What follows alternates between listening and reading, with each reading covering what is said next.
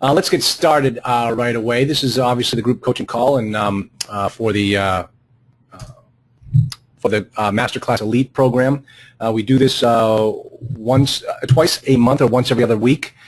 This is an open line forum. If you have any questions, just type them into the box. If you want to get online, I can unmute you if your phone has the ability that you're right now talking on something that you can be heard, or and you'd like to have a conversation with me. That is available to you as well.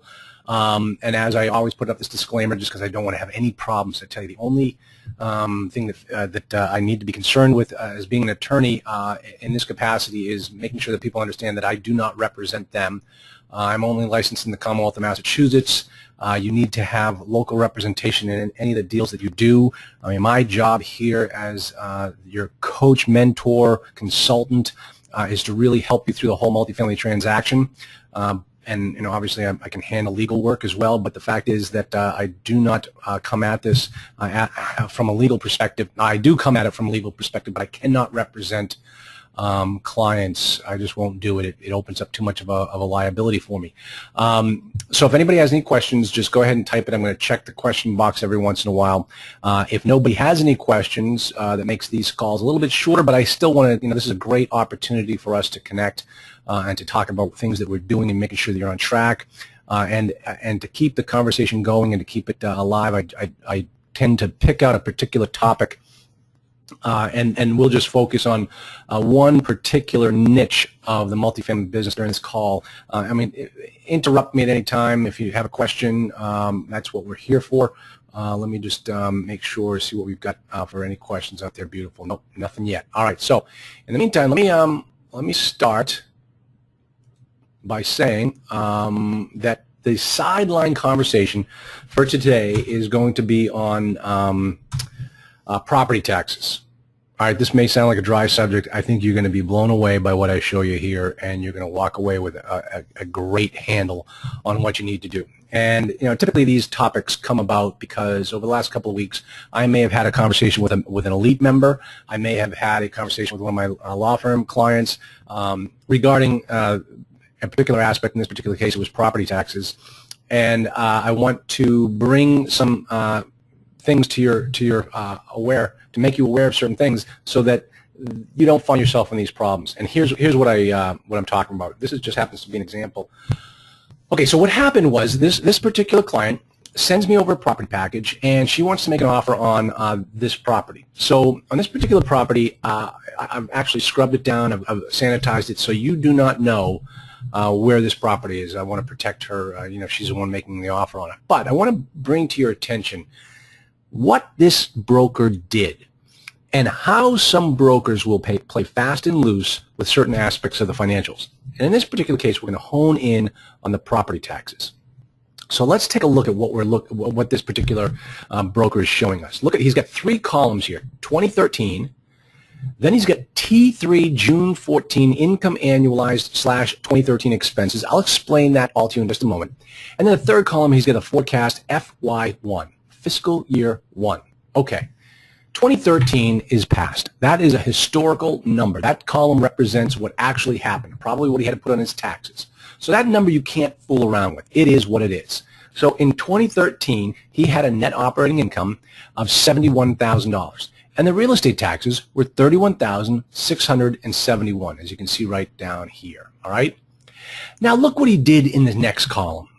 Getting ready to sell the property, he decides he's going to pick and choose which income categories and which expense categories he's going to show to you to justify the sales price that he's trying to get for his client. So what he does is he takes a T3, that's a trailing 3 months, ending on June 14.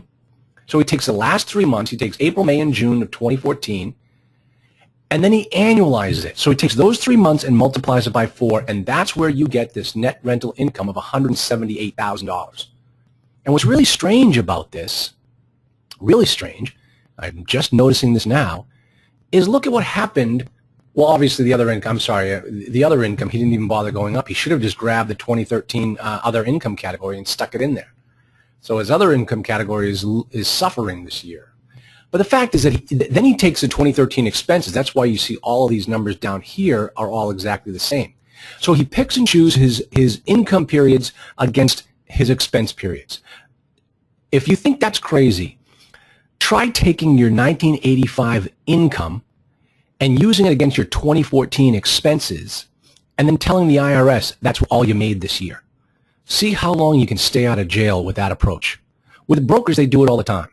Don't fall for that. When you see the guy's got a T3 for the last 3 months, hey, pal, why don't you give us a T3 or T6? We already know what 2013 is. Give us the income for the first 6 months of this year. And he doesn't do it. Now, take a look at forecast fiscal year 1. All right, drop your eye all the way down to the net operating income. Look at his $71,000 is actual. His $87,000 is what happens when you pick and choose your income levels. And then forecast fiscal year 1 is a skyrocketing net operating income of $97,000. So essentially in a 2-year spread, you've just increased the net operating income on this property by almost $26,000. $26,000. Now think about that for a second. That means in any world, in any income producing property world, that the value of the property has gone up, right? Take a look at what this guy decides to do for the real estate taxes. Next year, in his fiscal year 1 forecast, the property taxes have come down by $4,000. The NOI has gone up by 26, but the taxes go down by 4. How does that happen? What world does this guy live in? Why does he think that he can just start reducing these types of expenses on his forecasts? And the real matter is this particular property happens to be located up in the northern part of the country. And in the northern part of the country, it's based upon sales comps, and it's also based upon the income approach, the net operating income. So up in this particular state, they're not going to just reduce your taxes, especially if you're buying it at X number of dollars. They're probably going to go up on your taxes from a sales comp basis. But more importantly, from a net operating income standpoint, your value just went up by $26,000. Why would your taxes go down? Why does this broker think that he can get away with this type of presentation? And this is one of the things you need to think about. Now, when I was going through this with a client, I had to do a quick little simulation in my mind as to what state this was in, because it raises the issue of, is this state what we call a non-disclosure state?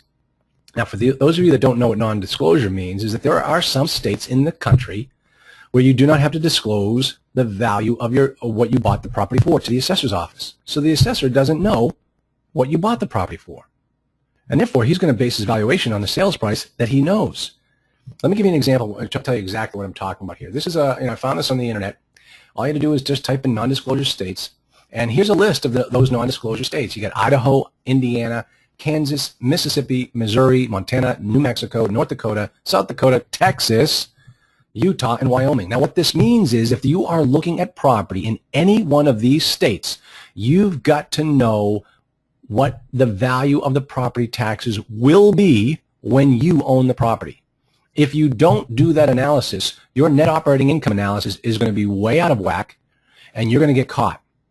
All right, so you've got to understand in those states how the property tax issues work. Now, let me show you exactly what I mean. Now, here's a short list of the non-disclosure states. All you have to do is just type it into Google, and this will pop up. But one thing that didn't pop up, and this is something I found when I was doing another a search for a client a while back, is that these are the non-disclosure states. There happen to be some counties within disclosure states that are non-disclosure counties. So not only do you need to know how the state handles it, you've got to understand how does the county that you're buying the property in handle these types of things as well. All right, so that's another thing you just need to bring up to speed. I'm just checking for questions. Okay. All right, so there is the list of the non-disclosures. Now, what exactly does this mean? Let me show you what happens, all right? So just for yucks, I went on LoopNet, and I found a property in Dallas. And I got to tell you guys, I think I've been to this property before. I think this particular picture is standing on that deck. I think I've been there. I think I know exactly where this property is. It's actually, yeah, son of a gun. There's the clubhouse right there. I've been here. This is a really nice property. It's kind of down the end of a cul-de-sac, and it's wedged in with a whole bunch of other properties, but it's a really nice property. Okay, so here is Wyndham on the Creek, and they're asking $5.9 million. And here's the broker, Mike Wells, CCIM. I'm going to come back to that in just a moment. And the name of his company is Wells Asset Management. I'll tell you guys, I think I've dealt with him in the past. If you're looking in Texas and you're looking in the Dallas area and you're not looking at his properties, this guy does a really good job. So I would definitely put him on your list of properties to look for. So Wyndham on the Creek, $5.9 million. You know what I did next? I went on the assessor's office. And this is what you need to do when you're looking at properties. You've actually got to pick up the phone and speak directly to the assessor. Find out how they calculate their properties. Look at what happens when we look at the website for the assessor's office in Dallas County. They've got a market value of $2.8 million. Wait a minute. 5.9, 2.8. So if you're looking at the financials on Wyndham and you look at the tax line and see what they paid last year in taxes, it's going to be based upon a $2.8 million valuation. But if you buy the property for 5.9, you've got to make sure the tax number matches the 5.9 valuation. Now, when you do that and you go to the broker and you show them, hey, man, I can't get to your numbers. I mean, look at what the taxes are. And the broker says, oh, no. You don't have to worry about that. You know, this is a non-disclosure state. This assessor is never going to know you paid 5.9 for it. And you say, oh, really? So you think it's going to be set at 2.8? And the broker's like, yeah, don't worry about it. It's going to be set at 2.8. Let me tell you something, folks. Who do you think reads LoopNet? The assessor. He's going to see that this Wyndham on the Creek is listed at 5.9, and he's going to look at his market valuations at 2.8. He's like, heck, I'm going up in my valuation. And he can, and he should. And so there, all of a sudden, you've got 2.8, goes from 2.8 up to 5.9. And what happens to your numbers? It could kill the deal. Could absolutely kill the deal. Could wipe out your profit if you miscalculated that number. So what do? Here is the actual financials as presented by the broker for this property. Now remember, guys, this Mike Wells, he's a CCIM. And if you've come to my classes and you've heard me talk about CCIMs, I'm telling you, those guys know their stuff. And they're very, very professional. And they do things right. They do their analysis correctly. And sure enough, when I looked at these numbers, Mike Wells did not sell himself short. He did this analysis correctly. Take a look at what he did. Last year, under the current income, the taxes were $78,000. Under the pro forma, he went up to $139,000 in tax and real estate taxes. That's absolutely correct. That's what should happen. And look at then down here, he actually gives a whole entire valuation and justification as to why he is coming up with that number. And so as you can see, he did a $61,000 adjustment just to make sure that the numbers were accurate, because that is exactly what would happen. Now remember, it's a non-disclosure state. The assessor may not ever know that you paid 5.9 for this property. He may only look at it and say, oh, we're going to keep it at the 2.8 valuation. And you make out like a bandit. But if he doesn't do that and you go up to the 5.9, you could lose your shirt. All right, so this particular broker, remember the first broker we looked at, he actually went down on the taxes when the property sold, even though the NOI went up. And here, Mike Wells is doing it the right way. He's bringing the actual taxes up to where it should be when you buy the property, and then seeing how the numbers look. Now, let me give you a little other tip here, guys. It's 100% valuation. That means that the assessed value is going to be on the sales price of the property. Look what Mike Wells did over here. He bases his real estate tax analysis on 85% of the purchase price, or $5 million. What do you think your offer should be? 5.9 or 5? Because I think Mike kind of tipped his hand a little bit to show, hey, this property is really worth $5 million. So that's another little thing that you need to take into consideration when you're looking at these numbers.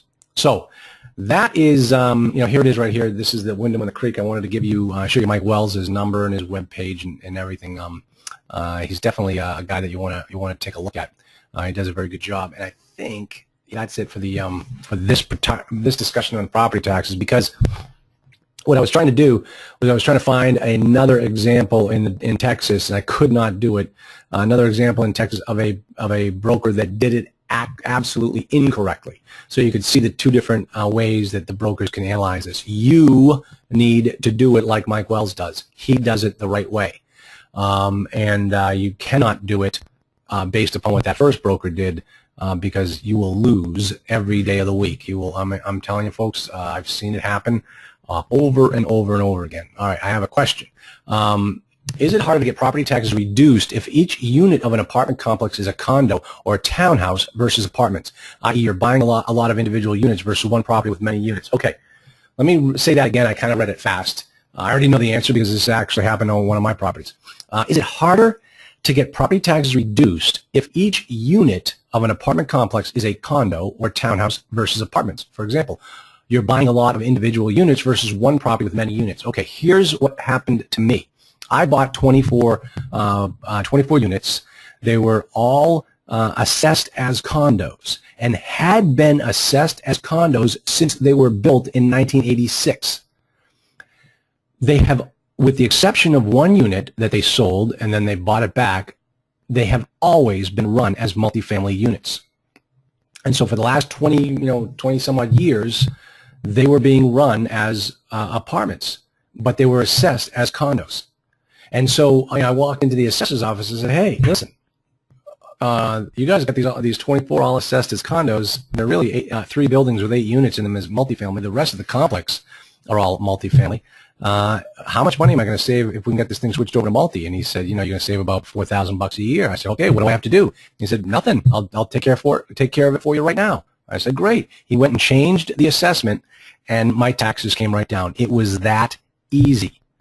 I don't know if it had to do with the fact that I had a track record of almost 30 years of these or 20 years of these properties being run as apartments, as opposed to what you might be talking about, where you've got individual lots. It was a fractured condo development, and there's no history behind them.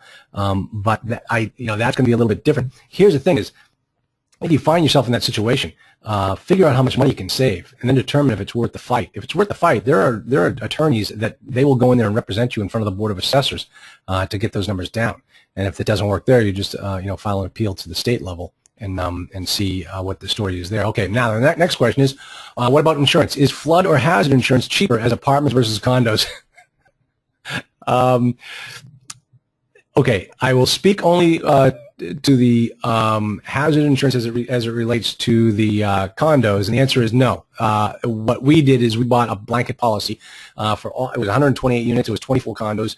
We got one policy for the whole place, and when we switched over from a condo to an apartment, it didn't change our insurance rates whatsoever. Now, flood insurance is a different animal, and try to get out of buying flood insurance as best you possibly can. And I don't mean illegally, in an illegal manner. What I mean is being wise about how flood insurance has become a requirement. If your property is in just barely on the edge of the 100-year floodplain, sometimes you might be able to file what's called a LOMA, an LOMA, a letter of map amendment, where you get an engineer to come in there and say, hey, you just need to change the path of this little line on the 100-year map just a little bit and keep our property out of it and save all that money on the flood insurance. Flood insurance has become an absolute scam.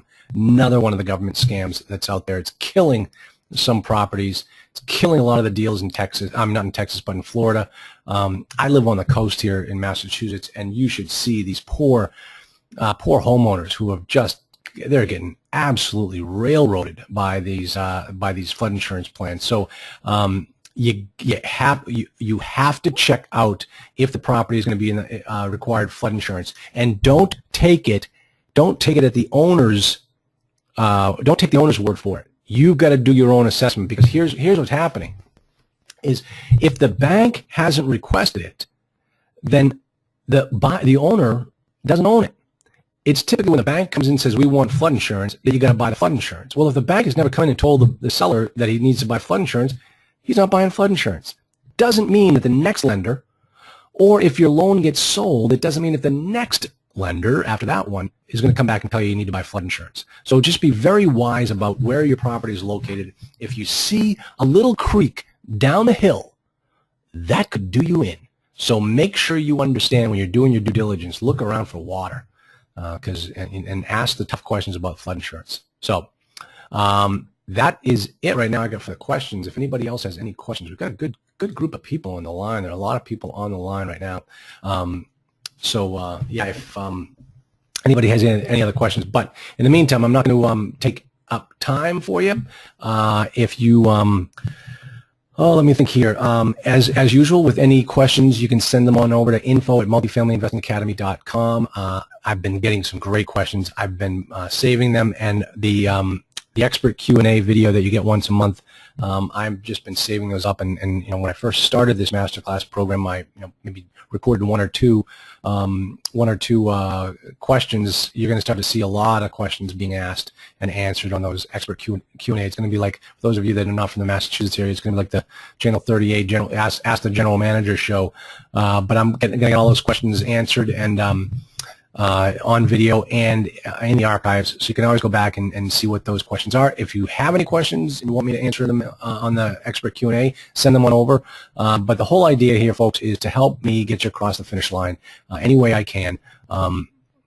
So if you need me for anything, just let me know. Shoot me an email. That's what I'm here for. So, all right, this is going to be actually it's going to be about a half an hour call. Unless anybody has any other questions, I will end it here, and I will talk to you all in 2 weeks. Or if you've got anything in the meantime, any questions, if you want me to help you with any particular property packages, just send them on over, and I look forward to chatting with you and getting to know you all better. So until next time, have a great couple of weeks. Enjoy the rest of the summer. Talk to you later. Bye-bye.